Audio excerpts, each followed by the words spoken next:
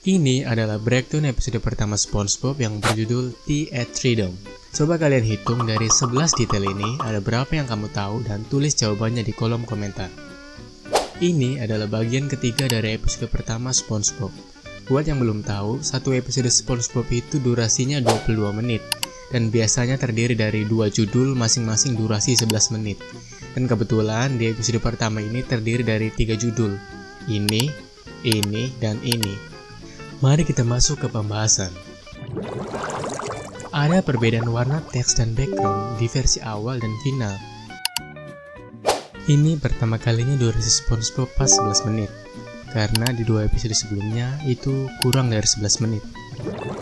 Episode ini dibuka saat SpongeBob lagi berburu-berubur, lalu nggak sengaja lihat seekor tupai yang nanti kita tahu namanya Sandy lagi berantem sama kerang raksasa. Ini adalah kemunculan perdana dari Sandy. Pernah melihatnya di mana ya? Ini dia, Pulau Tupai. Tupai kecil itu dalam masalah. Rasakan ini, kerang bodoh. Tunggu, sepertinya ada kesalahan. SpongeBob di sini coba nolongin, tapi malah Sandy yang nolongin balik karena si SpongeBob hampir dimakan.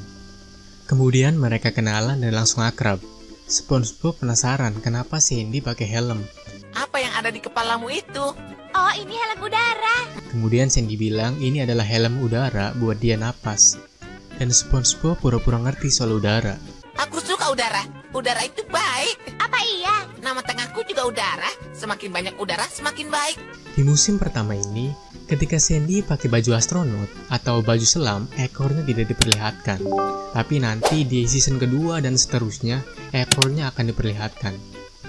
Sandy mulai suka dengan sikap SpongeBob dan mengajak dia ke rumahnya untuk minum teh. Aku menyukaimu, SpongeBob. Aku juga suka padamu, Sandy. Awalnya Sandy direncanakan jadi love interest-nya SpongeBob, tapi akhirnya diubah jadi sahabat biar fokus ke persahabatan tanpa unsur romansa. Kemudian SpongeBob pulang dan bertanya ke Patrick tentang apa itu udara. Apa itu udara? Oh, Tapi Patrick di sini jawabannya ngaco. maksudmu dia bergaya? Itu cuma buat keren-kerenan saja. Kalau kau mau keren, angkat jari kelingkingmu seperti ini. Besoknya SpongeBob dan Patrick datang ke rumah Sandy. Seharusnya ini jari kelingking dong, bukan jari telunjuk. Di episode ini kita diperlihatkan 2 fungsi pintu rumah Sandy. Jadi sebelum SpongeBob masuk, maka akan ada alarm bunyi dan airnya dikuras. Tapi di episode lainnya mereka kalau masuk tinggal masuk aja gitu tanpa dikuras. Begitu masuk, SpongeBob baru sadar bahwa di dalam rumah Sandy tidak ada air. Dan dia langsung kesulitan untuk napas. Tidak ada air di sini. Tentu saja tidak ada air, adanya udara.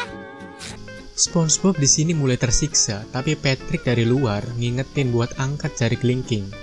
Saat Sandy nanya ke SpongeBob apakah dia butuh sesuatu, SpongeBob bilang, Kalau boleh, aku minta air.